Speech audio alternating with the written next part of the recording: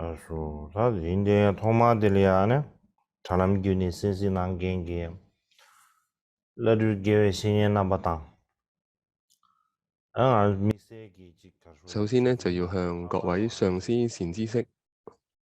同埋僧眾們，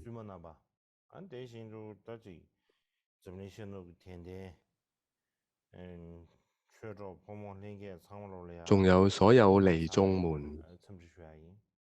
仲有世界各地嘅法友們，向大家問好。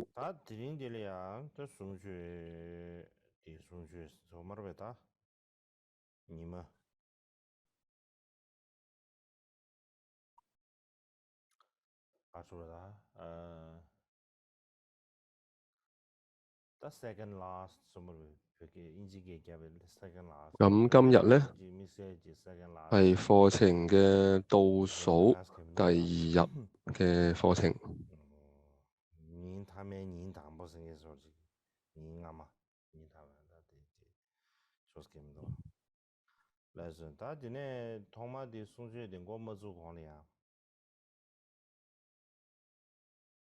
咁喺進入課程之前，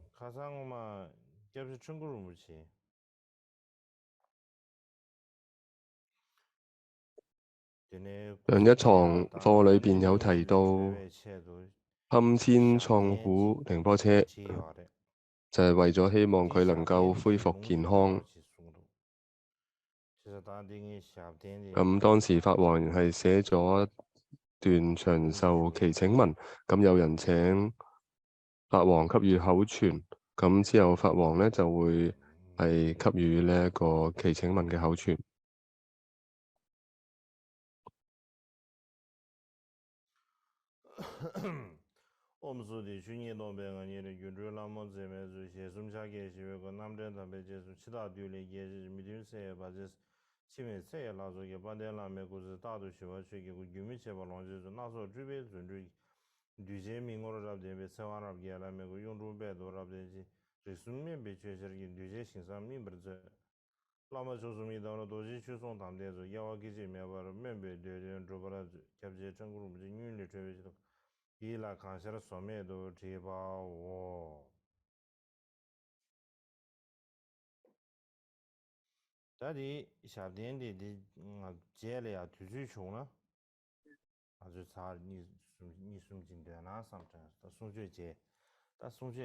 咁呢個祈請文呢，我哋課程結束嘅時候，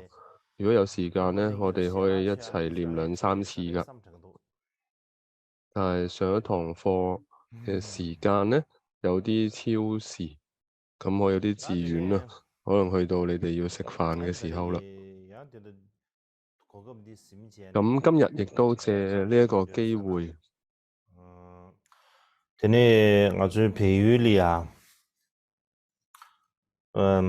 間見同住得同住的做哪些？得做缺席喇嘛，就缺席喇嘛。但係喺尼泊爾，我哋嘅學界喇嘛頻操就係成立咗念1億遍伽瑪巴犍洛嘅一個團體咯。咁今年法王覺得係非常之好嘅，咁今年亦都係第2年啦。咁法王係想借呢個機會，特別多謝同埋讚歎卓姐喇嘛去成立呢個團體。咁之前喇嘛頻操係有特別請伽瑪巴去講一下伽瑪巴犍洛嘅呢個利益。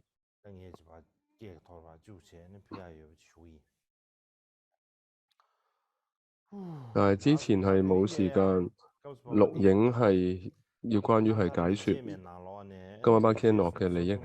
咁之後將來有機會再解說咯。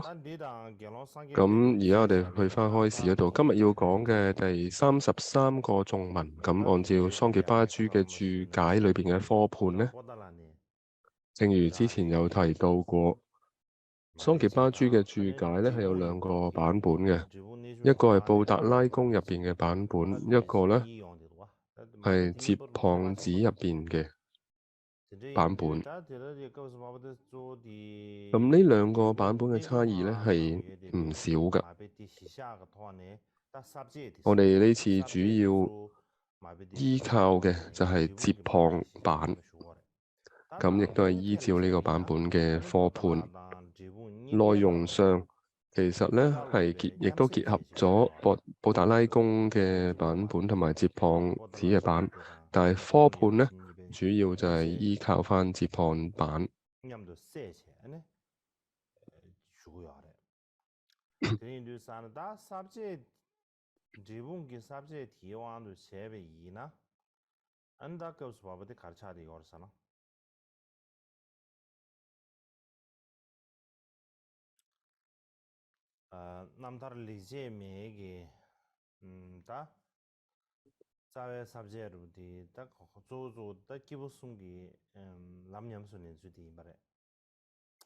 所以最主要我哋而家講到嘅就係其中實踐上士道之法，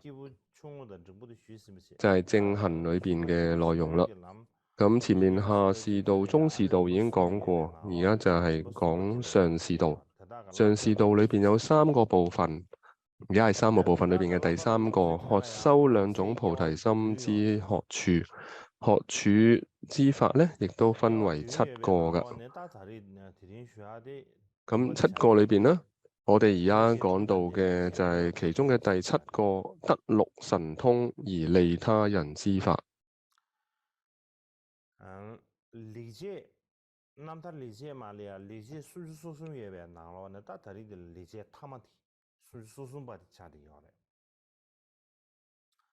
咁呢個就係第33個頌文，亦都係最後一個頌文。頌文內容就係、利他時具無漏通慧前，難調所化眾生，故而歡喜於類世集之淨像，圓滿己身，為離虛空之眾生，此為我妙行之一。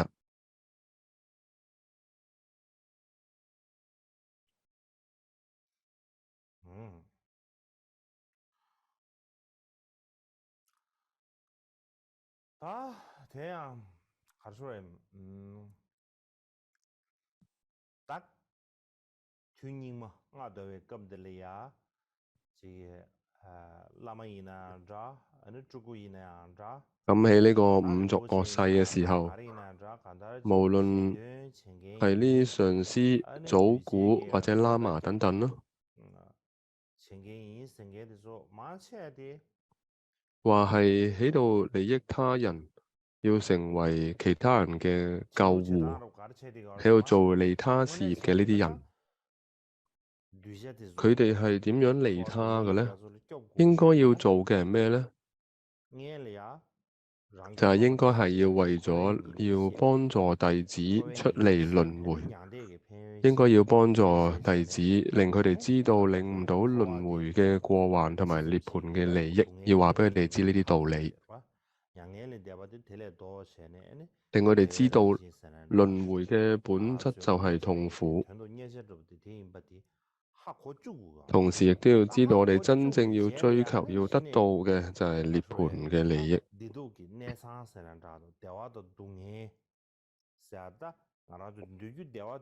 咁令弟子了解呢啲內容之後咧，佢哋先至會真正知道造成苦同樂嘅根源係乜嘢。否則的話咧，好多時雖然弟子或者眾生係想追求要離苦得樂，但係佢哋真實想所做緊嘅事情嘅行為係啱啱相反嘅。呢個就係因為佢哋冇真正掌握到真正造成苦樂嘅根源係乜嘢。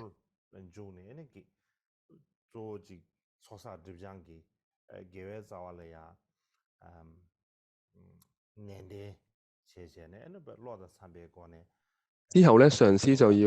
需要按照弟子嘅心性同埋根器，透過唔同方法幫助佢哋切實咁做到各種嘅取捨，即係止惡行善嘅呢啲方法，而幫助佢哋可以累積善根。弟子如果能夠咁樣做到嘅話咧，咁佢心中嘅各種嘅信心等等嘅善嘅功德咧，就能係真正咁樣去生起同埋成熟。咁而當呢種善根或者呢種嘅信心真正喺佢心中成熟，達到一個程度嘅時候咧，意思就係話啦，當佢慢慢進入到修持，去到一個程度嘅時候，之後咧就可以令呢個弟子係進入到方便同智慧相關嘅更深更廣嘅佛法。呢個就係利益弟子，幫助眾生，令佢哋心熟成熟嘅一個方法。咁喺佛經裏邊咧，亦都係冇咧剛才所講嘅方法更好嘅一個方法啦。但喺五濁惡世裏邊咧，好多擁有好多呢啲頭銜嘅上師祖古、仁波切呢啲上師，佢哋喺利益眾生嘅時候咧，佢哋並唔知道，冇掌握到呢啲咁重要嘅呢個關鍵。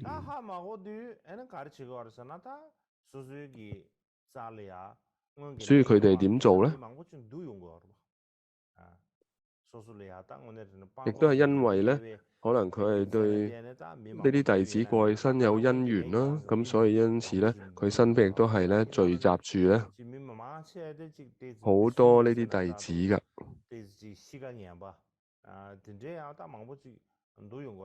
但係聚喺身邊嘅呢啲人咧，好多咧都係好難調伏嘅一啲弟子，心性亦都唔係特別好嘅一啲弟子。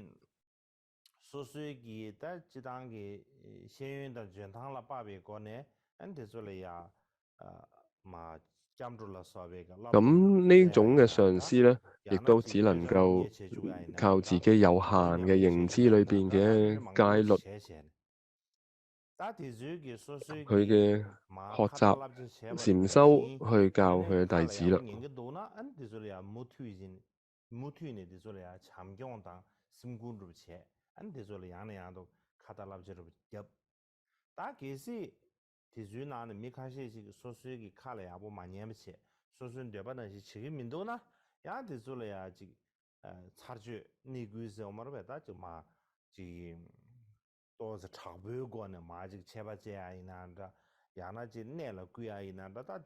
咁如果講啦，佢哋呢啲弟子，如果我哋冇好好咁樣去聽自己嘅話咧，佢就會用好嚴厲嘅方式去教導佢哋。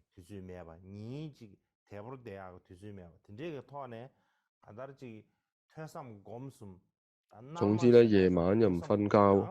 甚至咧日頭咧都唔休息嘅，好似咧就喺度做聞思修，但係咧其實就係好混亂嘅佢哋嘅啲教法嘅方式，因為咧總之咧就係佢冇考慮弟子要乜嘢，淨係從自己覺得啱嘅嗰個方向去教弟子。所以做嘅行為好似係好忙咁喺度教緊弟子，教佢哋聞思修。但係佢只係想要得到嘅咧，就係希望得到其他人嘅讚歎。啲人會可能讚佢，佢有利益眾生，喺度弘揚佛教。但係咧，佢只係想要得到其他人嘅讚歎，就係想要自讚啦。但係另外咧，亦都會毀他，就係咧喺度詆毀其他人。咁佢嘅內心咧，都係帶着咁樣嘅一種執着嘅一個人。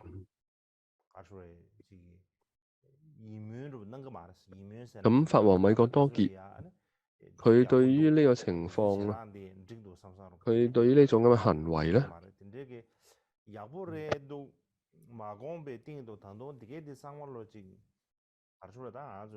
佢係非常之唔認同呢一種行為，甚至佢咧係佢聽到呢種咁嘅情況咧，佢一聽到就會想嘔啊，非常之反感，因為咧佢深切知道呢一種行為根本就唔係真正喺度利他，而且呢一種咁嘅發心同行為咧，係會徹底咁樣摧毀自他嘅究竟嘅安樂。所以法王米覺多傑佢自己係點嘅咧？佢自己咧就係其實係被諸佛菩薩佢哋利益眾生嘅正確嘅方式，佢係深深受諸佛菩薩利益眾生嘅方式所感動㗎。所以因此咧，佢自己亦都係發自內心咁想要去仿效學習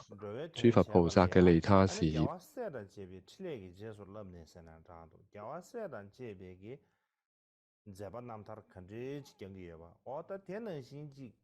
所以想要利益他人之前呢，其實首先自己要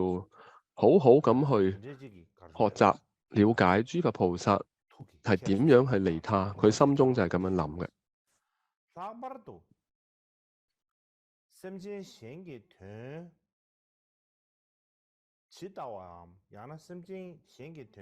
特別咧，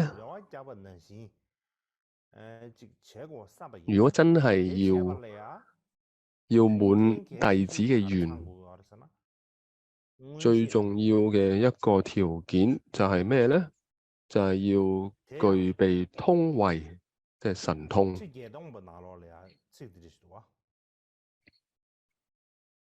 就好似八段教言裏邊就有一段咁嘅內容啦。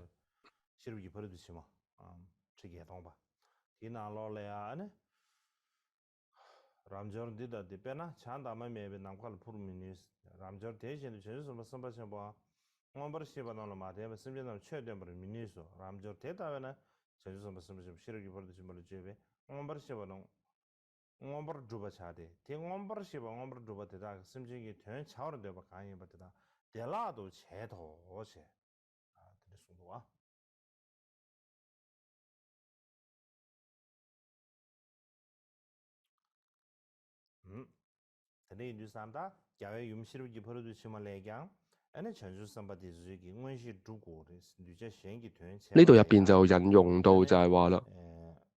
菩薩想要利益眾生，咁引用咗般若經嘅一段話，就係話菩薩要去利益眾生嘅時候咧，都要係具備呢個通慧神通。如果具備呢個通慧神通嘅話咧，咁就係能夠講出因應弟子嘅根器而去向佢哋講出對佢哋有益嘅呢個佛法。咁而且具備咗咁嘅通慧啦，自然為其他人說法嘅時候咧，係會相對變得更容易。咁喺燈論裏邊咧，菩提道燈論裏邊亦都有一段咁嘅內容㗎。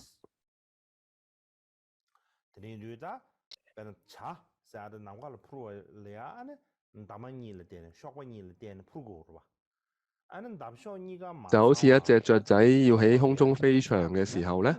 佢需要有兩隻翼。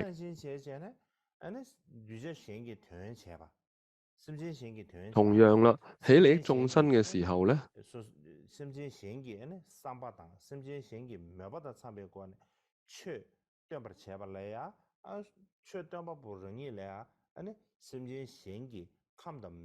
說法者佢自己亦都必須係要好清楚知道弟子各自唔同嘅根器，佢哋嘅煩惱，佢哋嘅心性，咁所以佢要有具備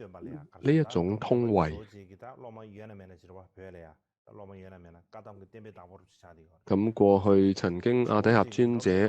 同佢嘅弟子仲敦巴就係講嗰段咁嘅說話。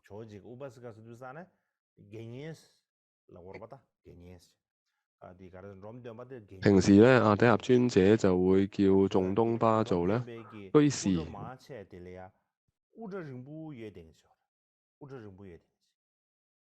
所以仲敦巴大師咧，平時佢嘅塑像咧都係長頭髮嘅，因為佢係居士。咁之前咧有一次咧喺三大寺，唔記得咗係色特拉寺定係哲蚌寺。咁有個外國人嚟到寺院，當時咧嗰位香燈師係年紀比較大嘅，咁所以佢就為外國人介紹大殿裏邊呢個每一尊塑像，呢個係邊個邊個，為呢啲外國人介紹。咁到咗介紹仲敦巴大師嘅時候咧，佢就指住仲敦巴大師講就：哦，呢位係仲敦巴大師。即係外國人就問：哦，咁點解呢個係男定女咧？因為睇到佢係長頭髮噶嘛。咁呢外國人就咁問啦。咁香燈師就話啦，佢大概亦都唔係好知道仲敦巴大師係男定係女，但係見到佢頭髮好長啊。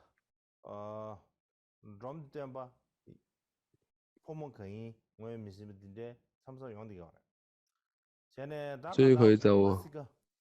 因為呢個故事就係話有時頭髮好長咧，甚至你唔知佢係男定女啊。呢位人。咁總之就係阿底峽尊者就問仲敦巴啦。咁就係問佢：你喺未得到呢個神通之前咧，你就唔好收弟子啊。咁同佢講，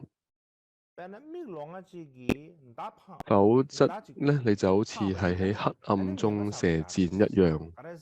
就好似盲人射箭一樣。因為咧你係唔會知道咧係會你射咗去邊。係唔好意思，係就好似係喺黑暗中射箭一樣。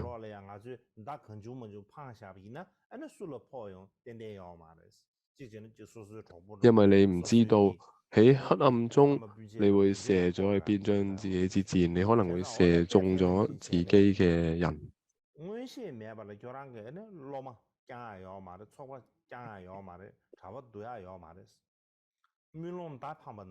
所以喺未有神通之前呢，就先唔好去接受弟子去接種。咁阿底峽尊者咧就曾經咁樣同仲敦巴尊者咁講噶。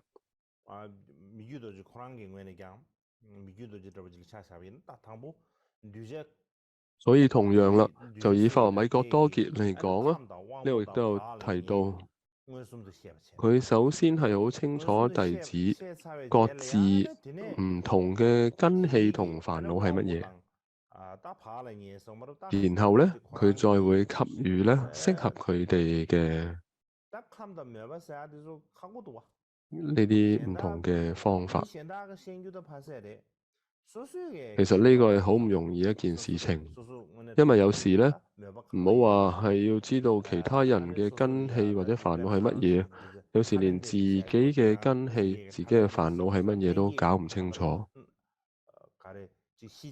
好多時候啊，我哋話講 talent， 即係天賦啊。舉例，可能有啲人咧，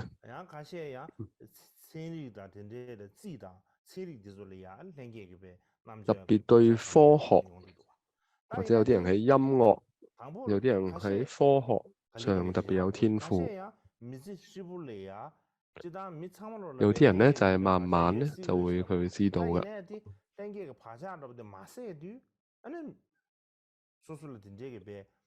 但係呢個天賦佢仲未顯露出嚟之前咧，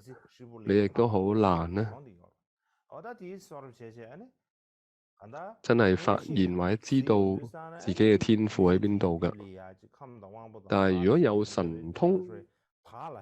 又或者係所謂有通慧嘅時候，你就係能夠知道呢種我哋就係話好似隨眠嘅狀態，即係一啲係隱藏咗未顯露出嚟嘅，隱藏住嘅呢啲天賦，咁啊都能夠咧被知道、被睇到啦。然後咧就能夠同話俾佢知適應呢個弟子嘅方法。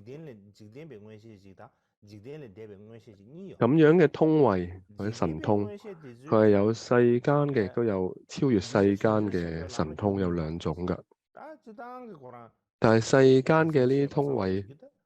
佢係冇辦法幫助弟子得到佛嘅果位，或者係進入呢個大菩提道嘅。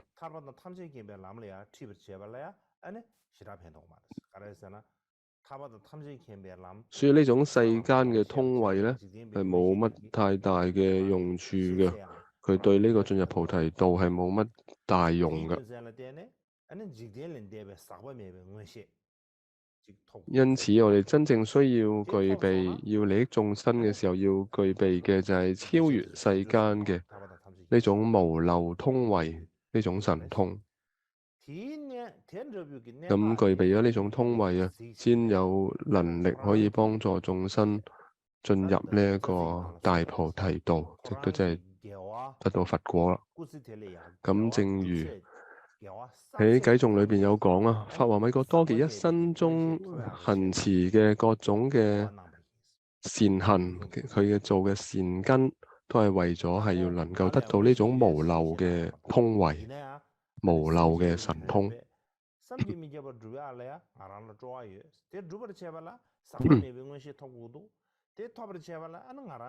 咁唔係話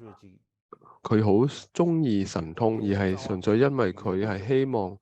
好想幫助眾生得到呢一個無漏嘅果位，呢一個佛果。所以因此咧，佢就係一切嘅善行個目的就係希望能夠得到呢種無漏嘅通慧去利益眾生。咁而呢種無漏通慧最主要嘅因係咩咧？佢有好多原因，但係佢最主要原因係咩咧？就係喺呢一個大乘嘅上師嘅座前，要去依止於呢位上師，跟隨住佢，然後去聞思修無盡嘅大乘法。就正如好似善財童子一樣啊，好似善財童子嘅53參一樣，佢係跟隨咗好多嘅大乘嘅善知識，然後聽聞思維修持咗無盡嘅呢個大乘法。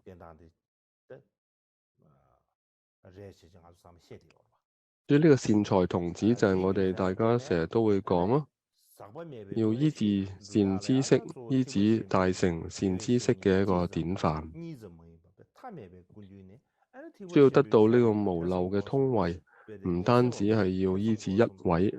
大乘嘅善知識，仲要依止無量無盡嘅大乘善知識去聽聞無盡無量嘅思維修持無量無盡嘅大乘法。所以如果要真正想去利他嘅話咧，除此之外就別無他法啦。正如好似《普賢行願品》裏邊講，普能嚴淨諸殺海，解脫一切眾生海，善能分別諸法海，能甚深入智慧海，普能清淨諸行海，圓滿一切諸願海，親近供養諸佛海，修行無倦經劫海，咁樣一樣嘅意思。所以呢度桑傑巴珠佢就講啦，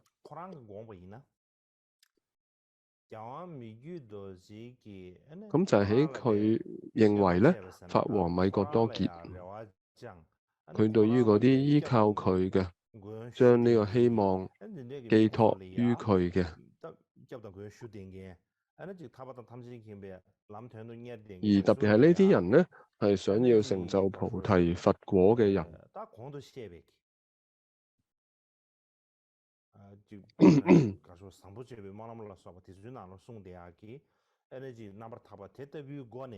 佢都會以上述咁嘅方式咧去利益佢哋嘅。咁因此啊，桑傑巴珠咧佢就推測，法王咧米覺多傑應該係具備咗真實嘅無漏通慧。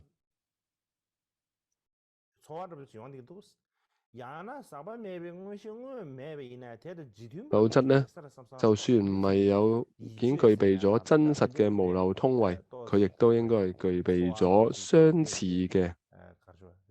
世間嘅呢一種通慧。咁桑傑巴珠咧係咁樣推測嘅。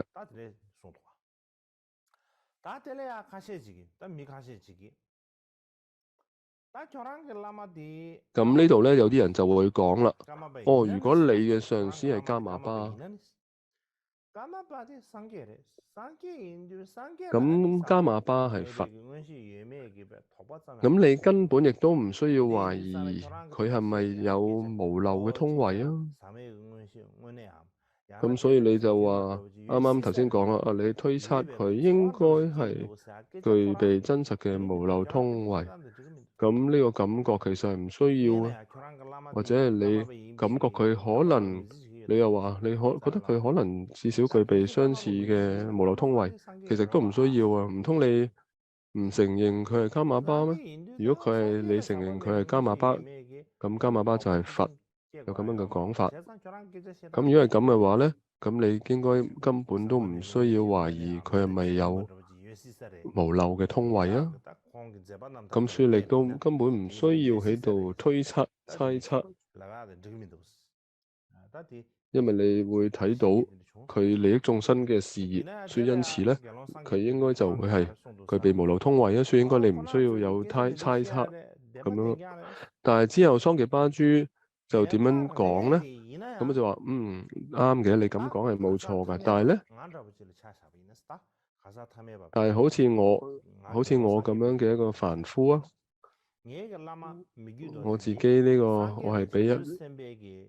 丘桑傑巴珠呢一個咩凡夫，咁法王米覺當傑對佢嚟講，佢係佛係菩薩，呢個係大家都公認㗎。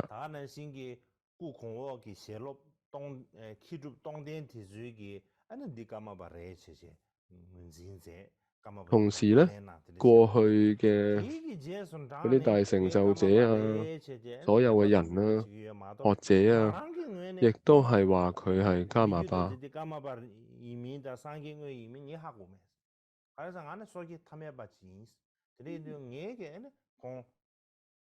所以我都係咁樣，因為跟隨過去呢學者大成就者口中所講佢係加瑪巴，所以我先話佢係加瑪巴。因為我只係一個凡夫，我亦都唔知道佢係咪真係加瑪巴。所以因為全世間都係公認佢係加瑪巴，過去嘅大成就者都話佢係加瑪巴，因為佢哋講嘅唔會錯，所以因此我就係虔信佢就係加瑪巴係佛。但係就從我自己個人嚟講，我都唔知啊，因為我自己只係一個凡夫，所以咧我亦都唔知道佢係咪真係加瑪巴或者佛，因為我只係一個凡夫。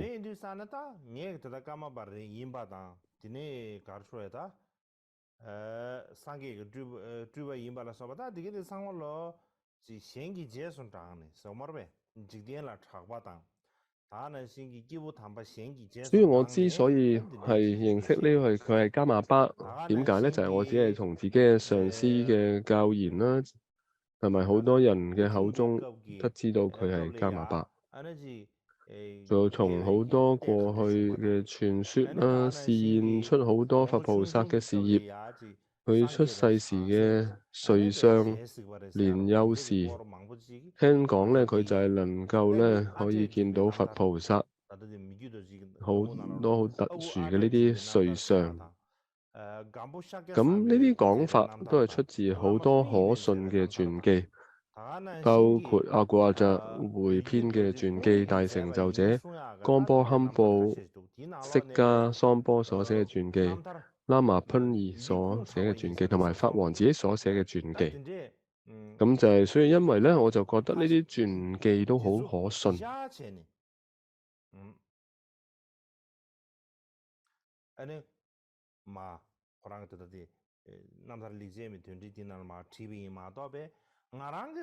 所以咧，佢先至喺呢一個妙行解脫讚嘅呢個注解裏邊咧，佢就係寫低咗好多呢啲內容。咁所以咧，佢自己個人嚟講咧，佢就唔知道佢有冇神通，有冇本尊呢啲事情，因為佢自己只係一個凡夫，佢根本亦都冇呢個咁嘅程度可以知道佢係咪佛，係咪加瑪巴。唔單止係桑傑巴珠佢咁樣講啊，連法王米各多傑自己都有咁樣講過一段説話。佢嘅內容講得咧就係真係可以話係太真實啦，亦都比較嚇人㗎，比較令人震驚㗎。佢自己咁講啊，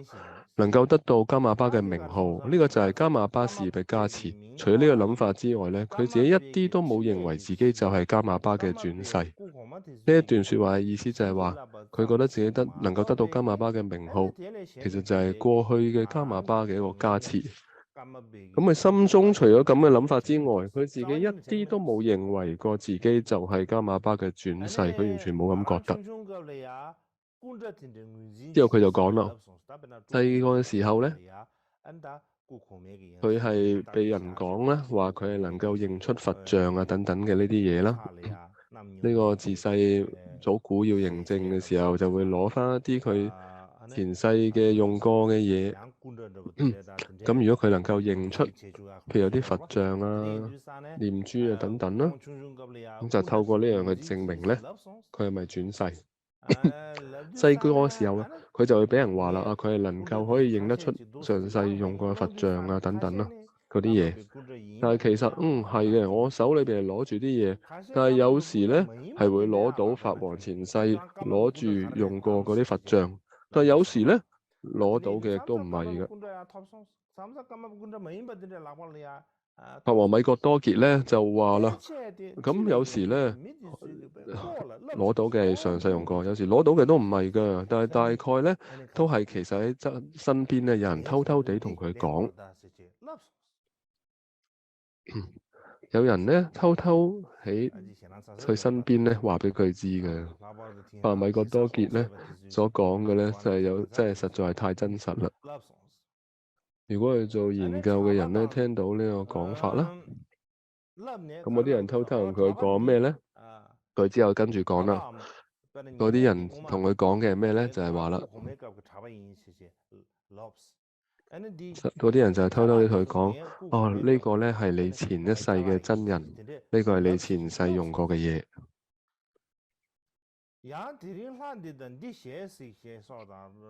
仲有啦，當我話啦，我今日見到某某本尊，仲有講就係話咧，嗰啲反對我嘅人都係生生世世投身於惡道嘅惡人。側邊嘅人亦都會同佢講啊，就係話咧，哦，你今日咧會今日見到咩本尊，尋日見到咩本尊，意思係咁樣啦。仲要講咧。你要講咩？就教法王講，就係話呢啲反對我嗰啲人咧，唔贊同我嘅人咧，你就要同佢講，呢啲人咧，生生世世咧會投身於惡道，佢哋係惡人，要咁樣同佢講。另外亦都會教法王去講，支持我嘅人都係諸佛菩薩嘅化身。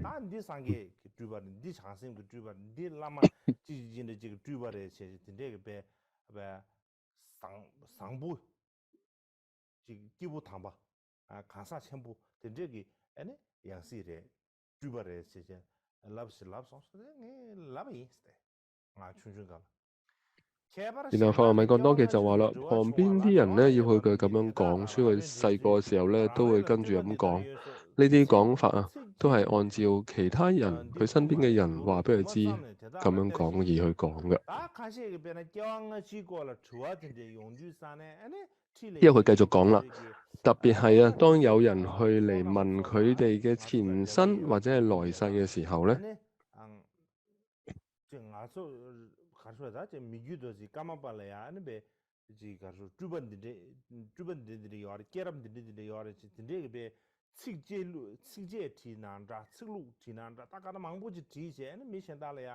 然後咧，身邊嘅人咧就會寫低一啲咧同法王佢有關嘅事情，係佢點樣嘅化身啊，咁樣嘅等等嘅文字頌文咧就會俾咗法王啦。佢身邊嘅人一開始咧可能咧會去寫一啲咧唔好嘅一啲預言，但係之後咧，如果咧法王身邊嘅人收到啲更多更好嘅禮物或者其他嘅物品嘅時候咧，佢哋又會假借法王佢嘅名咧又會再咧寫啲授記啦，又會改成咧寫得更好嘅一啲授記啊，修改得更好咧，再俾嗰啲人啊。總之啊，都係假借佢嘅名，假借米格多傑所講嘅預言授記去俾嗰啲人。咁因此，法王米格多傑就講啦，過去話係我嘅傳記嘅嗰啲內容啊，其實全部都不可信。就係話我所寫嘅啲傳記，嗰啲內容全部都唔可信。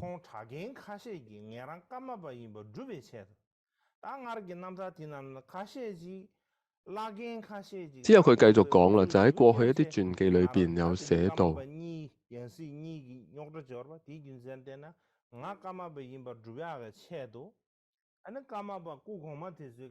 其實係好多咧，係一啲年長嘅真人為咗證明自己嘅加瑪巴係真嘅。咁所以因此啊，參考過去加瑪巴嘅傳記，因此係為咗能夠讓讀者生起信心，而去編輯出一啲咁嘅內容㗎。仲有一個咧係叫做12相嘅一個傳記。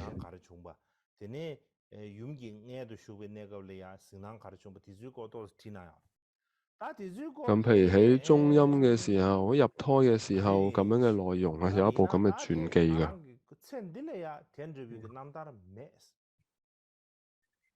米格多傑就話啦，其實佢今生根本冇一部咁嘅傳記㗎，就算係來世，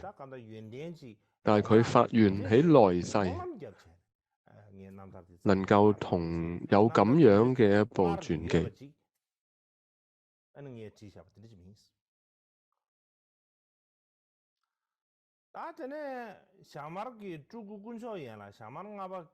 另外佢亦都有講啦，夏瑪巴就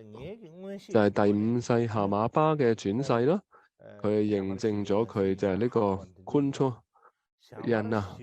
其實都唔係因為佢有神通而知道㗎，係因為咧係前一世嘅夏瑪巴佢留下咗遺囑，所以因此揾到佢。所以亦唔係因為法王嘅神通而揾到嘅，就係所以法王米格多傑嘅有咁嘅一句話，你可以睇得到咧。法王米格多傑一個非常直接講嘢好直嘅一個人，可以因為好難得有遇到啲講嘢咁直白嘅一位上師嘅。好多人聽到咁樣嘅講法，就好多人就會話啦，唔係啊，法王係會咁講啊，佢應該係謙虛咁樣講啊。其實佢係有神通，佢亦都知道佢有宿命通，佢亦都知道過去世，但係咧佢就去謊稱佢自己唔記得唔知道。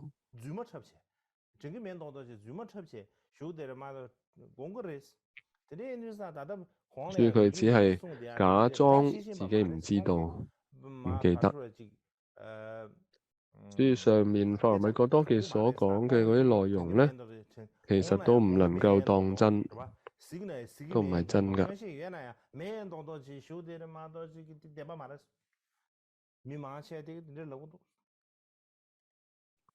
所以好多人咧係咁樣講。但係咧，之後桑傑巴珠繼續講啦。但係我認為係咩咧？其實佢就認為法王米格多傑講嘅都係真嘅。點解會咁講咧？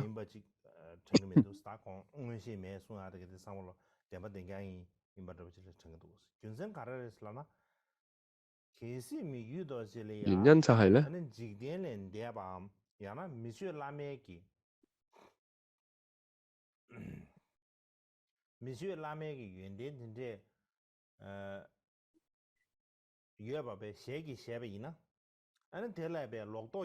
佢如果呢個時代承認自己具備呢一種超越凡夫嘅功德，咁可能係會造成一啲弟子嘅誤解，會令佢哋生起邪見。所以佢咁樣講咧，的確係能夠可以避免咁樣嘅誤解啊。咁係有道理㗎。但係呢個時代係並唔需要咁做。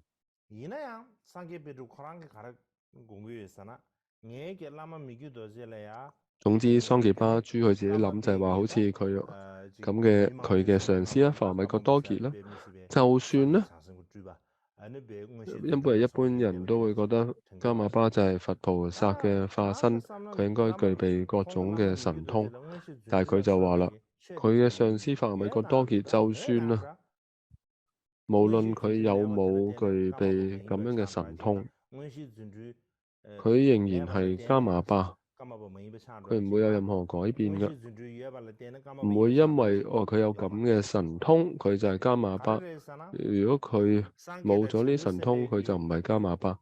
喺佢心中咧係唔覺得有任何差別嘅，因為係咩原因呢？因為就係話啦，就好似諸佛菩薩係咪會有好多化身呢？好多時你睇下，譬如佛好啦。佢有宿命通、有他心通等等嘅，但係當呢個佛陀，佢因為多生多世裏邊係佢有時會有唔同嘅化身去益眾生嘅時候咧，有個時候咧，佢會化身為唔同生命嘅時候，嗰個生命咧，有時佢都唔一定具備呢啲他心通、宿命通嘅。譬如話好似一個佛菩薩化身為豬或者狗嘅時候，你會睇到好似佛，佢化身為豬同狗，佢係佛嘅化身，但係佢就冇具備佛嘅宿命通同埋他心通㗎。但係你就唔會覺得，佢係一隻神奇嘅狗，會化身嘅狗，佢係會發光嘅狗。或者係佢會全身係金色嘅狗，唔會。但係咁，因此咧，亦都唔能夠話我哋睇唔到佢有宿命通、他心通，然後就否定佢係佛嘅化身，就唔可以咁樣講噶。咁呢個道理係一樣噶。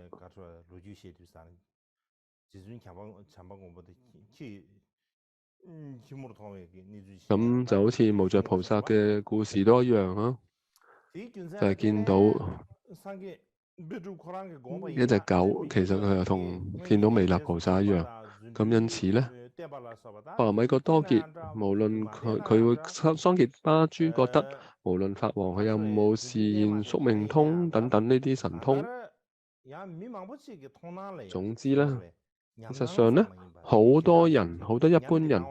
佢哋並唔係話就係喺禪修嘅時候睇到，係有時一般人佢哋平時好多人都係能夠見到法王示現嘅神通，佢哋係有睇到㗎。我唔知道法王係咪有呢咁嘅神通，但係咧，就算有啲人唔係修行人，唔係啲成就者嘅，佢哋禪修見到嘅景象，係好多一般人都會見到啊。好似中國嘅皇帝，就係明朝嘅最後嘅一個皇帝啦，應該係。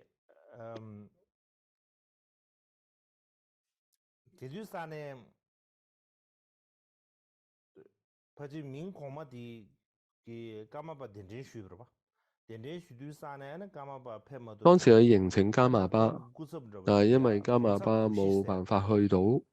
所以佢就派咗一個代表叫做東察國師，就係有國師地位嘅一個人派佢去。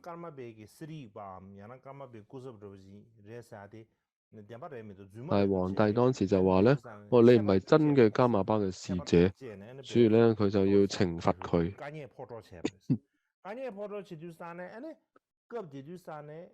咁呢個時候咧，正準備要懲罰佢嘅時候，結果法王就帶住黑寶冠就嚟到呢個虛空中。咁當時呢個咁就係當時嘅皇帝又好，大臣都好啊，佢哋都係睇到呢個景象，就係法王帶住黑寶冠嚟到嗰度嘅虛空。咁當時就喺個紫禁城上邊咧，好多嘅大臣、皇帝都睇到呢個景象，就睇到米各多傑帶住黑寶冠嚟到虛空當中，同時呢，有兩隻鵝就係喺呢個皇宮嘅金頂上邊呢，盤旋飛舞。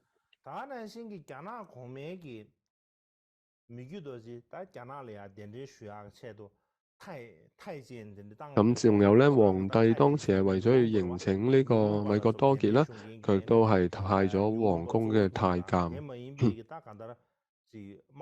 同埋一啲使者，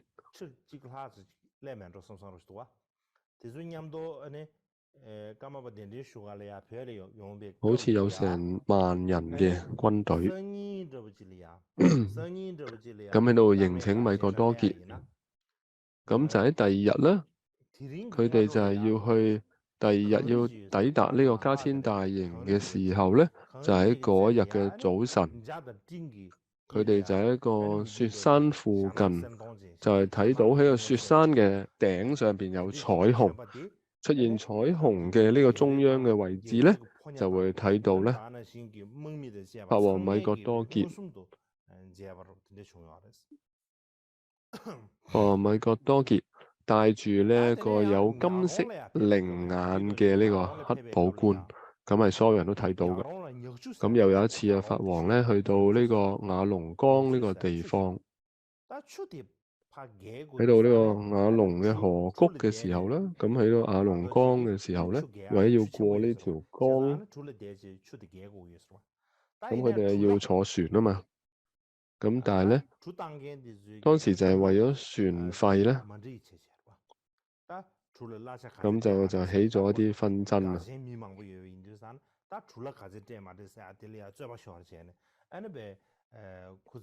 因為加千大營嘅人好多，所以因此船費上咧係冇傾得好。咁結果大營咧就喺嗰度就要當地紮營啦。咁就喺紮營當晚咧，嗰晚係特別凍㗎。咁但係咧就整個河水咧就乾水咧就結冰啊。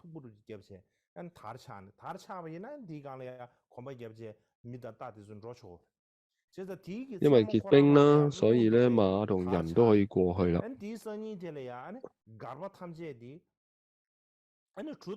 咁第二日咧，咁所有大營嘅人咧，佢哋就可以即刻咧就渡河過去啦。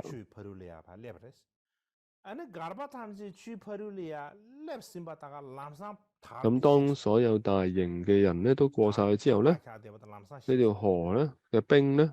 又溶晒啦。咁呢個時候咧，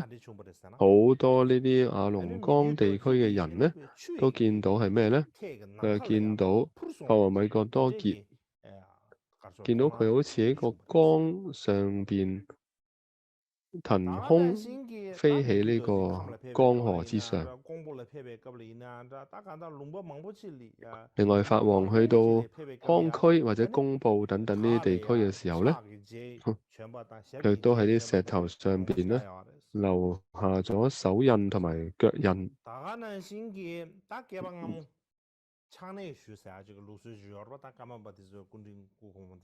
仲有啦，過去傳統咧，歷代法王啦，又有呢個加持米，係一個傳統㗎。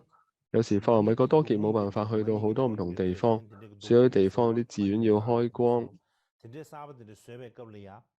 要去見一啲摩尼石或者摩尼輪嘅時候咧，嗰啲轉經輪嘅時候咧，佢哋就會請法王米各多傑開光，但係佢冇辦法親身去到嗰度啦，或者冇辦法好快去到嗰個地方開光，咁我就會祈求法王米各多傑可以加持。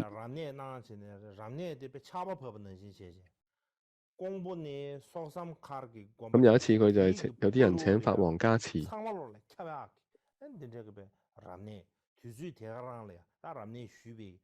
咁結果啦，有一次嘅加持咧，就係從公布一直到呢個梭桑卡整個呢個地區嘅加持嘅米啊，青稞米，全部都出現咗嗰啲青稞嗰啲米。咁而嗰啲加持米、嗰啲加持嘅青稞，去到春天嘅時候，全部都發芽。又有時咧，就係為咗要去為唐卡或者塑像加持，咁嗰啲加持嘅米、加持嘅青稞咧，有時會停留咧喺呢個空中啊，係幾日嘅，停留喺個唐卡前方嘅空中啊，停留喺前邊幾日，冇跌落嚟㗎。有好多咁樣嘅不可思議嘅事情。咁甚至係法王米覺多傑佢自己嘅動物啦，佢包括佢騎過嘅驢啊、牛啊，甚至狗啊，都能夠留下腳印嘅。同埋呢啲動物咧，佢哋死咗之後嘅骨頭咧，都係能夠出生舍利，有好多咁特殊殊性嘅事情。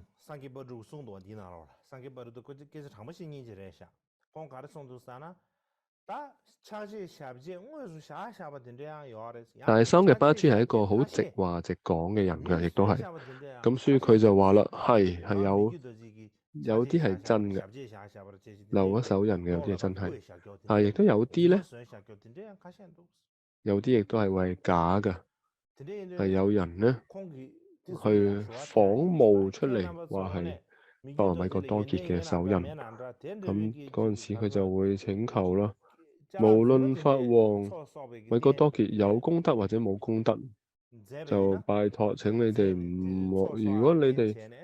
將呢啲嘢都當係能夠積聚資糧嘅一樣嘢嘅話咧，咁就唔好啦。所以佢就話啦，因為有真有假噶嘛呢啲，所以咧。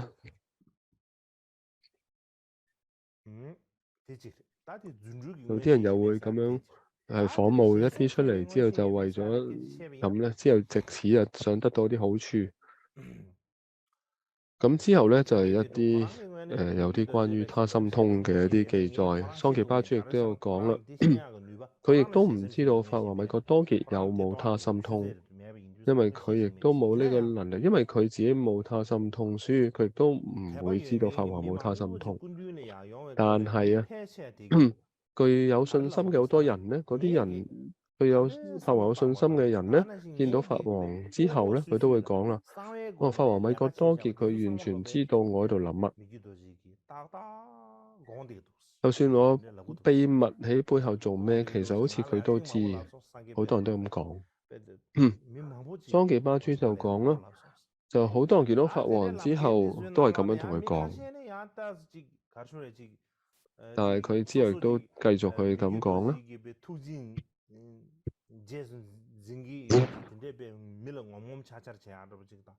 很多人說呢，是為了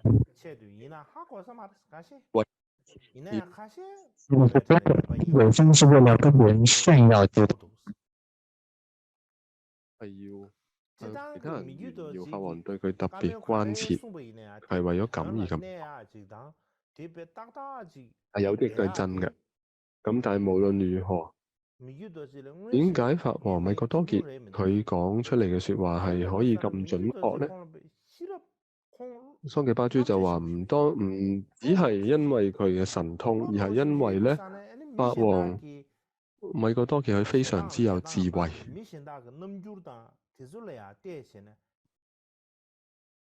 所以佢一直咧都係會喺度觀察呢個人嘅言行舉止，所以佢就大概能夠知道呢個人嘅情況係點嘅。咁米覺多傑成日都會開玩笑會講啊，因為其他人咧好多人都成日話佢知道佢諗緊乜嘢，背後做緊啲乜嘢。咁法王就會話：我知道其他人喺度做乜。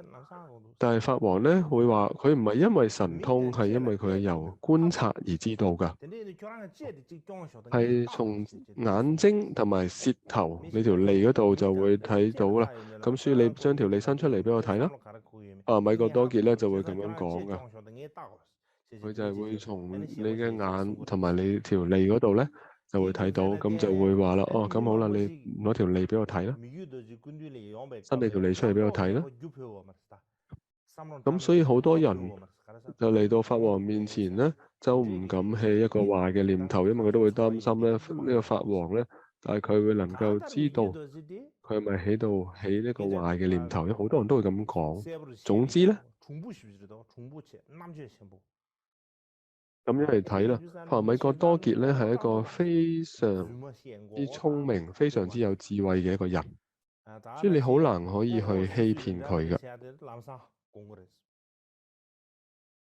所以只要你係諗有咩壞嘅想法咧，其實佢都會知道。所以如果你要想喺佢面前度講啲咩假話咧，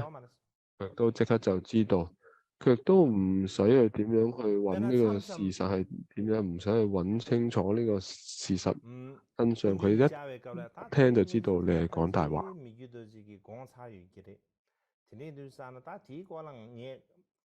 因為有時你去見佢嘅時候，呢個係法王，大概佢知道，咁我就唔講啦。咁佢就係之後去見法王啦。咁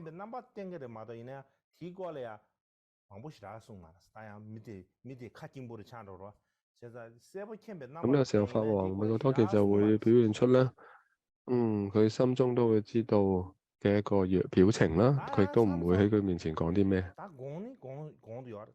但係有時咧，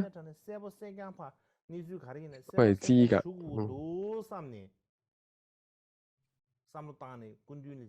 有時咧就係呢一個人，佢好想好清楚咁報告，但係佢仍然都唔講嘅話咧，咁法王咧就會全部咧就會將佢內心想講嘅嘢，因為佢未講之前咧，法王就會將佢講晒出嚟。仲有咧，如果有人見佢嘅時候，內心裏邊有咩善惡嘅念頭，內心有咩起伏，咁嗰陣時法王嘅眼神亦都會有啲唔同㗎，佢嘅表情亦都會唔同㗎。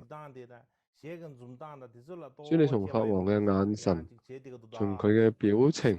同佢嘅笑容嘅唔同啦，你會大概知道咧，大概去見法王嗰個人嘅內心係咪起一啲咩善惡念頭，或者係內心有啲咩煩惱，或者係有啲咩心情嘅起伏。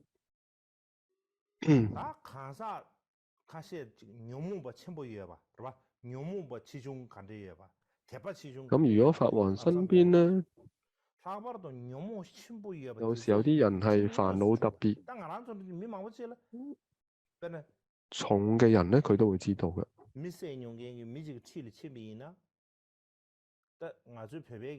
同埋有啲人係咪特別信心好強，亦都知道。同埋特別咧，有時法王身邊咧會唔會有啲，佢會有啲人咧身心特別強嘅，可能係即係話殺過人嘅。有譬如藏民都會有啲講話，有啲人咧有啲人嘅煩惱、負面情力量，或者係佢一啲業嘅習氣特別強嘅一啲人，你係會特別有感覺嘅對呢啲人。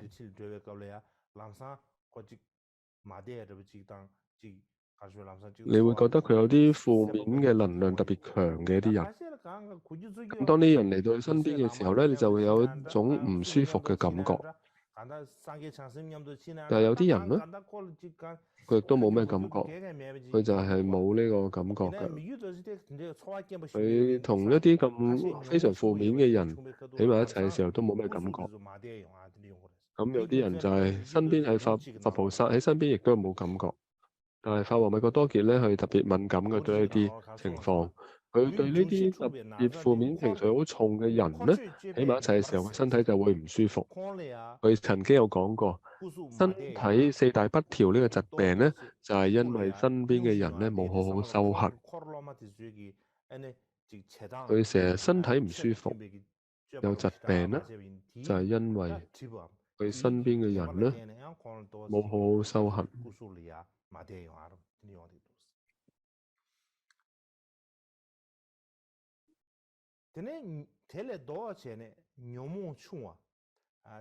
咁相對嘅，如果係一啲煩惱比較少、信心好強嘅人嚟到法王面前嘅時候咧，佢如果本來身體唔好嘅話咧，佢嗰陣時身體就即刻變好啦，精神亦都好啦，心情亦都變好。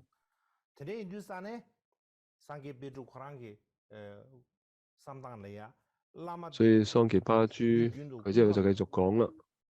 所以如果平時要想上司健康嘅話咧，歡喜嘅話咧，最主要就係我哋自己身為弟子要點樣做咧？就係我哋嘅心裏邊咧就唔好有邪見咁樣嘅一啲厭惡，係唔好有㗎，亦都唔好要有呢個抱怨，亦都唔好有呢個貪執佔有欲，唔好有偏見。唔好有呢啲咁嘅負面嘅情緒，係有真正嘅虔信心，要努力咁去祈請、祈求加持。咁過去當然冇呢啲咁嘅電話、網絡呢啲嘢啦。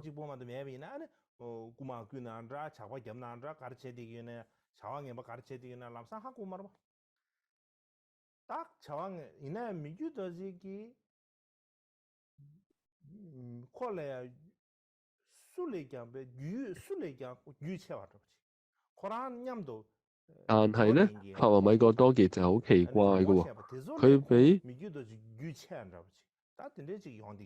佢比其他人咧都係更快、更加好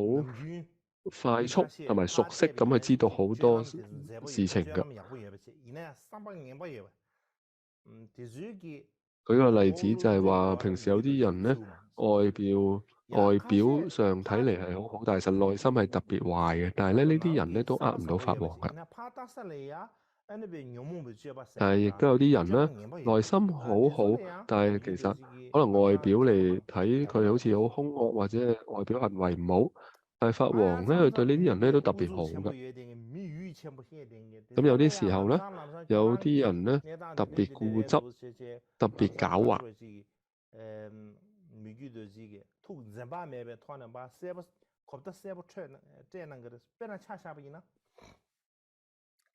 咁法王米國多傑咧，亦都會同佢哋講得好清楚，就係直話直説。有好多人會講過啦，有一個人叫話呢一個一大成就者啦，叫羅敦爹。咁有一次咧，呢位人士咧就嚟到米國多傑面前，咁米國多傑法王就同佢講：你並唔係一個大成就者，你只係一個俾魔加持嘅人。佢就對佢直話直講啦。咁呢個羅多爹咧，呢個人咧聽咗之後咧，因為佢係一個大家公認嘅一個成就者。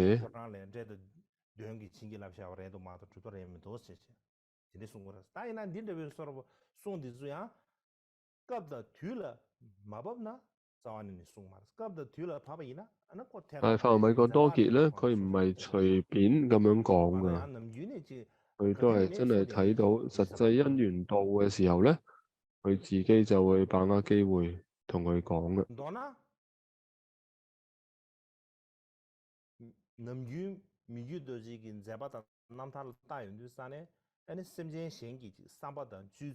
總之，當我哋成日去睇法王米國多傑嘅傳記嘅時候咧，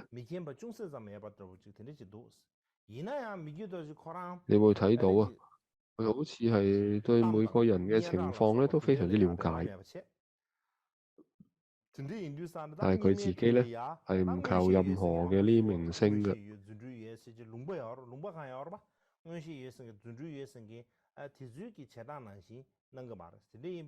但係喺而家呢個末法時代啊，好多人都會話自己有呢個神通，有啲咩能力，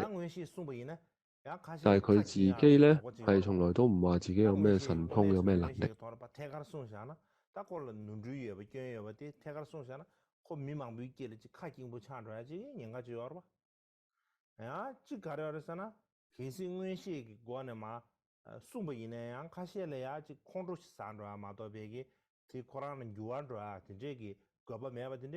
點解咧？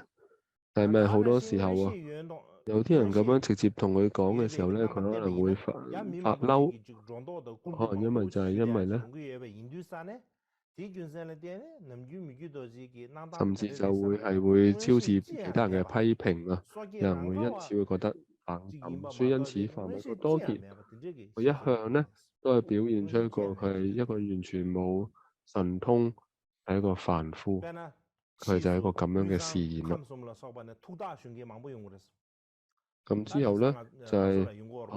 之後，因為譬如有好多咧係有啲人嚟胃臟、前臟、後臟腔區嘅人咧，都會嚟求法王，希望佢能夠幫佢卜卦。但係法王都會話自己係唔識做嘅，亦都唔會給予任何授記，佢唔會幫佢哋算嘅。咁呢個就好似喺《摩羅麥經》25000頌嘅呢個譯本，呢個好長嘅一段啦。佢就提到佛陀對呢一個須菩提講啦，就係一個不退轉菩薩咧，係唔會做咒術和合諸藥等等嘅。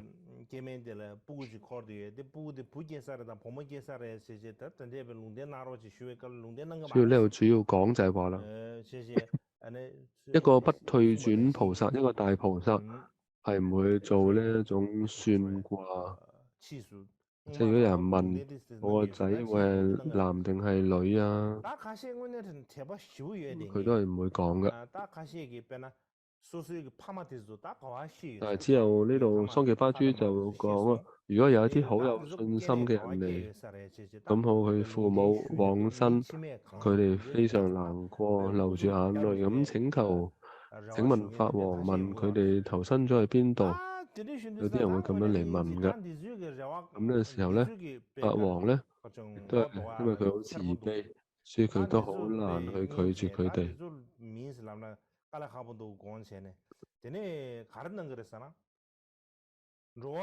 咁法王會點做咧？佢會寫喺一張小紙條上邊，咁就係將佢父母投身喺邊度嘅地方，咁用一個布包起嚟，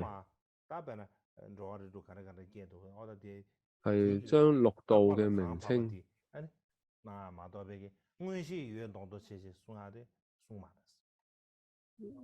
用佢呢個真布包起嚟之後抽出嚟，睇下邊個之後將佢交俾佢，呢個係一個方式，即係抽出嚟交俾佢，去到六道邊度咁樣。咁呢個其中一種方法，呢個佢算卦，呢個唔算咩神通咯，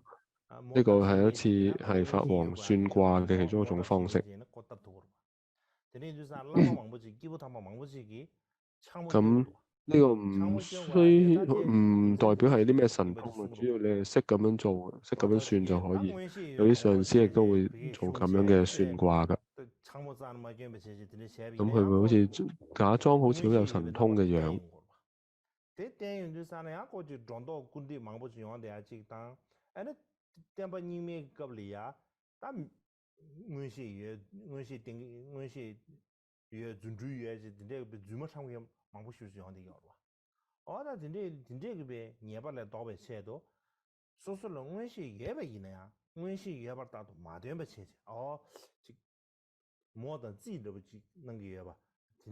啲范米哥多傑咧，佢就會話啦，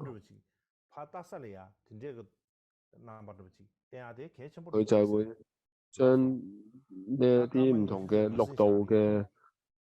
呢一個名啦，擺喺布入邊之後抽出嚟，用呢個咁嘅方式抽出嚟。佢就唔會表現出自己識說算卜卦咁嘅樣㗎。咁我哋而家首先休息一下啦。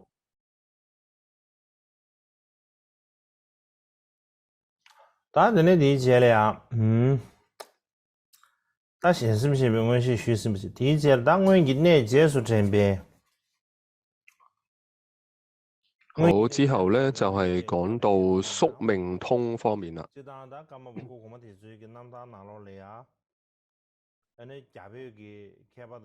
咁一般我哋會話睇到過去歷代加瑪巴嘅傳記當中都會提到啊，印度、藏地大部分嘅學者成就者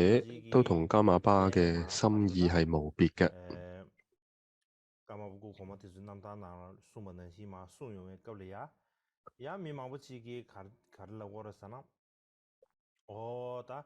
但係好多人呢係會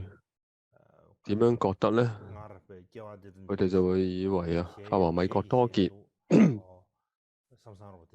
亦都係咁樣認為，就係佢自己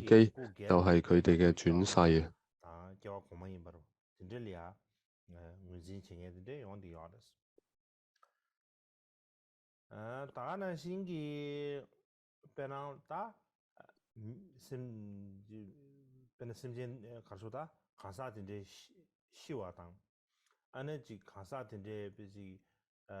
另外有啲時候啦，有啲人往生之後就話哦，佢哋之後投身到邊度，或者中陰嘅狀態。咁法王會講啊，我夢到一啲亡者，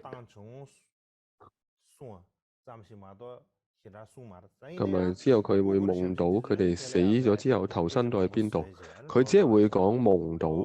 但係佢身邊嘅人呢就會去加油加醋，就會講啦。法王啊，佢話佢睇到呢邊個亡者嘅中陰身，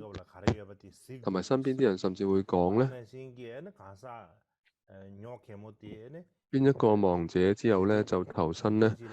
去到邊個地方等等啊。之後仲要係大肆宣揚。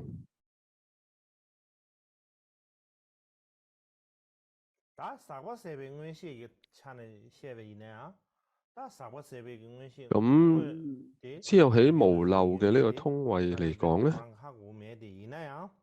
桑傑巴珠亦都會講，佢唔知道法王究竟係咪具備呢個無漏嘅通位。但係呢，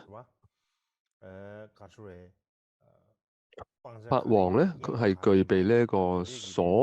分辨所斷同埋對治嘅智慧。呢一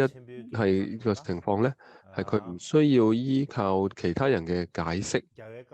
只係需要一眼睇呢個經典呢，就能夠明白晒個內容噶啦，就能夠通曉明了。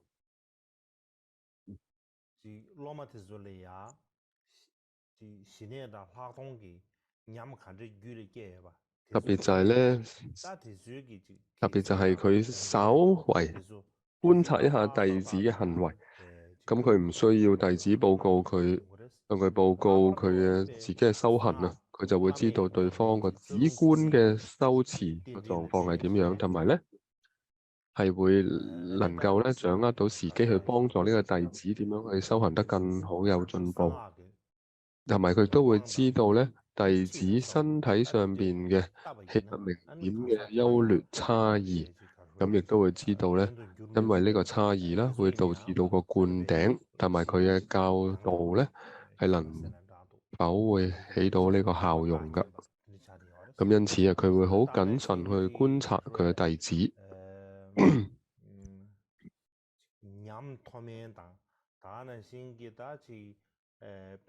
所以同樣對弟子，佢哋會有點樣嘅好同壞嘅覺受，或者係身體上邊有點樣嘅啲咩病痛，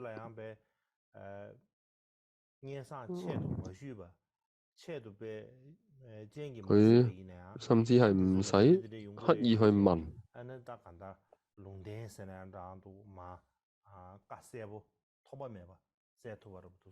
唔需要特別去聽其他人點樣講，佢自己咧就係能夠講出嚟，好似授記預言一樣咁樣講出嚟咯。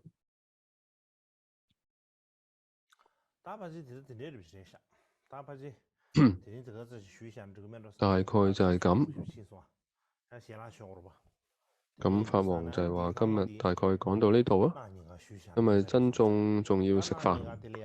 咁剩翻落嚟嘅部分咧，我哋後日可以繼續講。後日要講嘅內容係咩咧？就係包括無比自讚嘅一啲內容。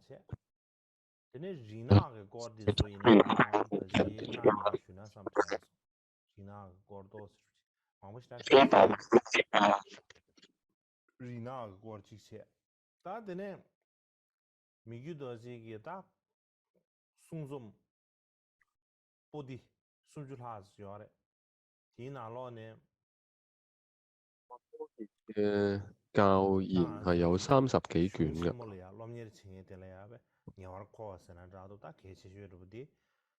咁法王覺得咧，對在座嘅係學習經典嘅學生嚟講係好重要㗎，特別係對現觀、中觀同量論嘅教言咧，都係有做注解。咁喺5部大論裏邊，除咗量論係第7世法王嘅注解。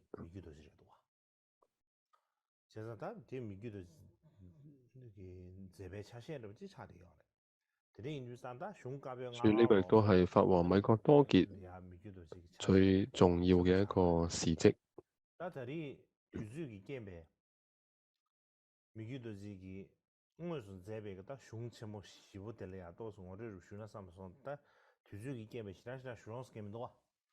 咁因為時間嘅關係，本來係想講下法王米覺多傑佢4部最重要嘅論點嘅介紹啊。因為本來想去講解一下現觀嘅嗰部注解嘅啲內容，其他就應該冇乜時間再講啦。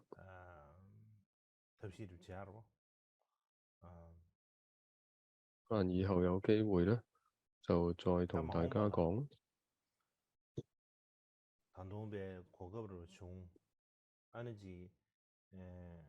咁未來如果仲有機會嘅話咧，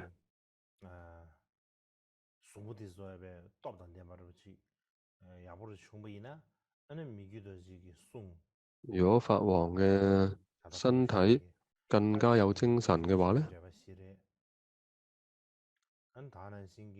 咁對於法王米覺多傑嘅呢個4部論點，同埋論中多謝所寫嘅甚深內義，即係第3世法王所寫嘅甚深內義等等嘅呢啲論點，如果係能夠做一啲教學嘅話咧，可能冇辦法由頭到尾逐字逐句咁去教，但係講一啲裏邊嘅重點。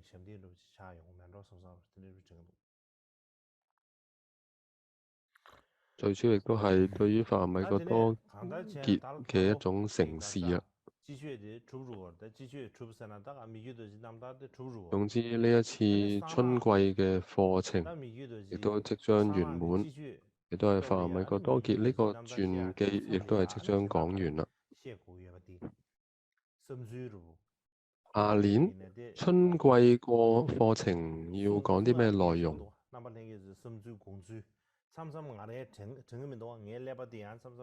各位有啲乜嘢建議？有時候法王亦都冇咩諗法。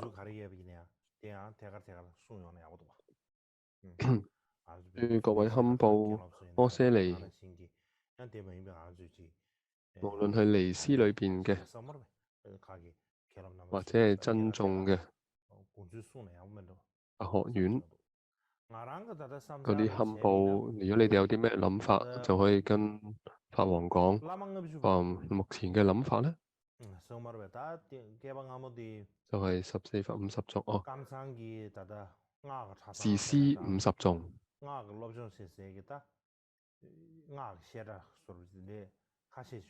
因為呢個係乾倉家珠過去係有一啲密乘嘅學院，佢哋呢一步咧係第一步要去教嘅一個論點啦。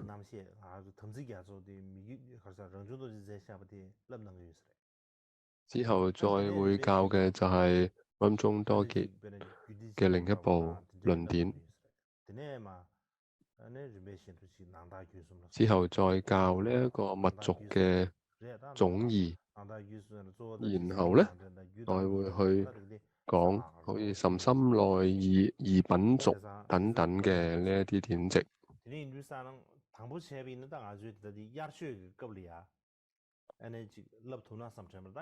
所以本來嘅計劃就係咧，夏季課程係要教，但係夏季課程咧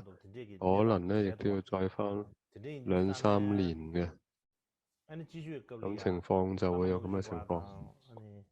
咁春季課程可能就會係講士師50頌，或者係講呢一個誓言大海，咁樣有一部咁嘅書㗎。而家未完全確認。至於大家有咩諗法？佛學院裏邊大家有咩諗法可以提出嚟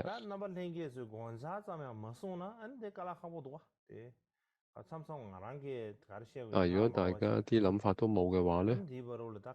亦都好麻煩，因為有時候法王自己亦都冇咩諗法。